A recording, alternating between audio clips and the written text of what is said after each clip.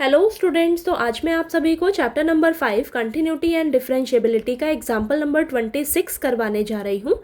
हमें दिया है differentiate the following with respect to x. तो देखिए बेटा, आपको इस एग्जाम्पल नंबर 26 में टोटल 4 पार्ट्स दिए हुए हैं। तो इन सभी पार्ट्स को ना आपको डिफरेंशिएट करना है एक्स के रिस्पेक्ट में। ठीक है, एक्स के रिस्पेक्ट में डिफरेंशिएट करना है। तो मैं आपको बहुत ही आसान तरीके से समझाऊंगी सभी क्वेश्चंस को, तो प्लीज़ आपको वीडियो को लास्ट तक जरूर देखना है। ठीक है, तो चलिए स्टार्ट करते हैं। फर्स्ट पार्ट में आपको दिया है फंक्शन e की पावर माइनस एक्स। ठीक है, तो इसे हम लेट कर लेंगे सबसे पहले y इज इक्वल टू ई की पावर माइनस एक्स दिया है। ठीक है, अब हम क्या करेंगे, इसे डिफ्रेंशिएट करेंगे। ठीक है, तो लिखिए differentiate with respect to x. Okay, तो ये हो जाएगा dy by d x is equal to d by d x of e की पावर माइनस एक्स। ठीक है, तो यहाँ पर देखिए मैंने आपको बताया है एक्सपोनेंशियल फंक्शन का डेरिवेटिव वही सेम ही होता है, लेकिन आपको पावर का डेरिवेटिव लेना कभी नहीं भूलना है। ठीक है, तो इसका डेरिवेटिव यही सेम ही लिखा जाएगा। ओके, अब आपको पावर जो है ना, पावर उसका भी डेरिवेटिव निकालना है। ठीक है, तो यहाँ पर चेन रूल अप्लाई होगा। तो यहाँ पर पावर क्या है आपके पास, माइनस का एक्स, तो यहाँ पर इसका भी आप डेरिवेटिव निकालोगे। ठीक है, तो ई की power minus x as it is, minus x का डेरिवेटिव क्या होगा, माइनस का 1। ठीक है, तो यानी कि आपके पास dy बाई डी एक्स क्या आ जाएगा बेटा, माइनस ई की पावर माइनस एक्स। ठीक है, तो ये आपका आंसर है। समझ आया आपको। ठीक है, तो जो भी आपको एक्सपोनेंशियल फंक्शन अगर दिख जाए तो उसका डेरिवेटिव तो वही सेम होता है, लेकिन आपको पावर का डेरिवेटिव निकालना नहीं भूलना है। इस चीज़ का बस आपको ध्यान रखना है। ठीक है, तो चलिए नेक्स्ट देखिए, सेकेंड पार्ट में आपको दिया है फंक्शन साइन लॉग एक्स। ठीक है, तो इसे हम लेट कर लेंगे सबसे पहले, let y is equal to sine log x. ठीक है, अब हम क्या करेंगे, इसे डिफ्रेंशिएट करेंगे। तो लिखिए differentiate with respect to x. तो ये हो जाएगा dy by d x is equal to d by d x of sine log x. ठीक है, अब देखिए बेटा, आपको साइन एक्स का डेरिवेटिव तो पता है, क्या होता है, साइन एक्स का डेरिवेटिव होता है आपका कॉस एक्स। ठीक है, ये तो आपको पता है ना, साइन एक्स का डेरिवेटिव क्या होता है, कॉस एक्स। लेकिन बेटा आपको यहाँ पर एक्स की जगह क्या दे दिया है, लॉग एक्स दे दिया है। ठीक है, ये जो एक्स एंगल है इसकी जगह आपको लॉग एक्स दिया है, तो कोई बात नहीं, एक्स की जगह हम यहाँ पर लॉग एक्स रख लेंगे बस।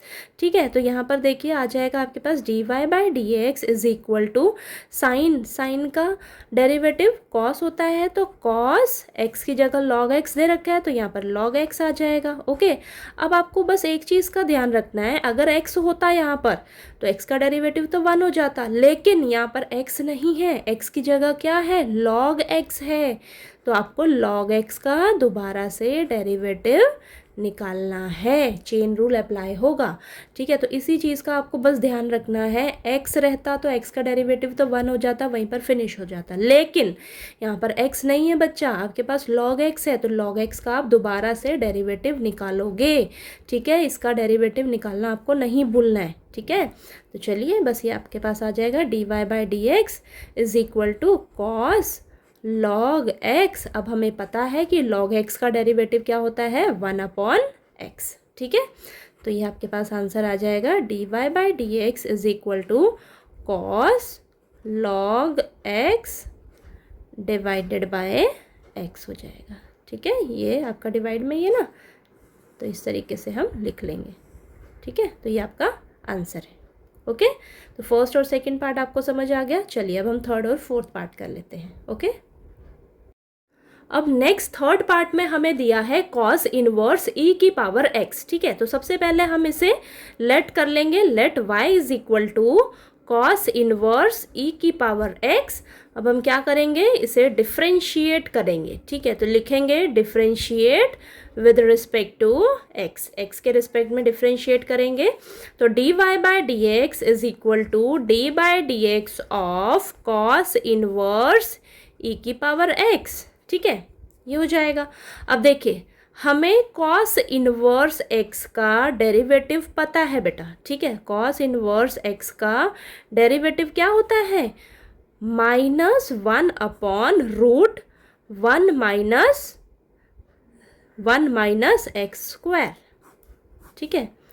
तो देखिए कॉस इनवर्स एक्स का डेरिवेटिव होता है -1/√1 माइनस एक्स स्क्वायर, ठीक है। लेकिन यहाँ पर आप एक चीज़ देख रहे हो, आपको x की जगह e की पावर x दिया है, ठीक है। एक चीज़ ध्यान रखो, x की जगह आपको क्या दे रखा है, e की पावर x। कोई बात नहीं, तो यहाँ पर x है तो x की जगह हम यहाँ पर e की पावर x रखेंगे तो यहाँ पर भी e की पावर x हो जाएगा, ठीक है। तो चलिए करते हैं। तो देखिए dy/dx is equal to cos inverse का डेरिवेटिव होता है -1/√1 माइनस एक्स स्क्वायर। एक्स की जगह क्या दे रखा है, e की पावर x, तो इसका स्क्वायर हो जाएगा। ये बात समझ में आई, ठीक है। और अगर यहाँ पर x होता तो उसका डेरिवेटिव तो 1 हो जाता, लेकिन आपको यहाँ पर x नहीं दिया है, क्या दिया है, e की पावर x दिया है, तो इसका भी हम दोबारा से डेरिवेटिव निकालेंगे। तो इसी चीज़ का आपको ध्यान रखना है, चेन रूल अप्लाई होगा। तो यहाँ पर x होता तो उसका डेरिवेटिव 1 हो जाता, लेकिन यहाँ पर x नहीं है, e की पावर x है, तो इसका हम दोबारा से डेरिवेटिव निकालेंगे। ओके, तो चलिए करते हैं। तो ये देखिए आ जाएगा dy/dx is equal to -1/√1 minus, ये इसको हम ऐसे लिख सकते हैं e की पावर 2x, ठीक है। ये हो जाएगा।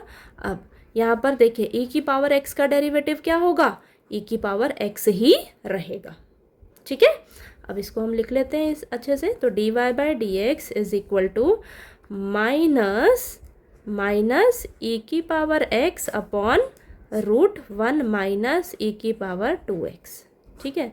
तो ये आपका आंसर है, ठीक है, ये आपका आंसर है। ओके, तो चलिए नेक्स्ट फोर्थ पार्ट में हमें दिया है e की पावर cos x, तो इसे हम लेट कर लेंगे y e की पावर cos x, ठीक है। तो अब इसका हम डिफ्रेंशिएशन करेंगे, तो लिखेंगे differentiate with respect to x, तो ये हो जाएगा dy/dx is equal to d/dx of e की पावर cos x, ठीक है।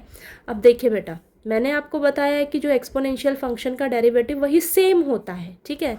तो देखिए dy/dx इज इक्वल टू, ये तो सेम ही लिखा जाएगा e की पावर cos x। बस मैंने आपको एक चीज़ का ध्यान रखना के लिए कहा है कि जो भी पावर में होगा ना बेटा, उसका आपको दोबारा से डेरिवेटिव निकालना है। तो पावर में क्या है, cos x है, तो cos x का हम दोबारा से डेरिवेटिव निकालेंगे, ठीक है। तो ये हो जाएगा dy/dx is equal to e की power cos x into cos x का डेरिवेटिव क्या होता है, माइनस का sin x, ठीक है। तो आंसर क्या आ जाएगा, dy/dx is equal to minus का sin x इंटू e की पावर cos x, ठीक है। ये आंसर आ जाएगा, ठीक है।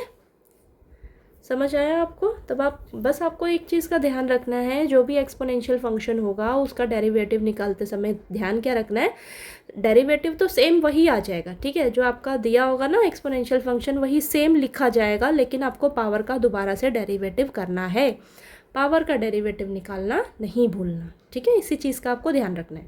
ओके, तो देखिए आपको इस एग्जाम्पल के ये चारों पार्ट्स अच्छे से क्लियर हो गए होंगे। तो किसी भी क्वेश्चन में कोई भी डाउट आए तो प्लीज़ आप पूछ लीजिएगा, और अगर आपको वीडियो अच्छा लगे तो प्लीज़ वीडियो को लाइक कीजिए, शेयर कीजिए और सब्सक्राइब कीजिएगा चैनल को। Thank you so much.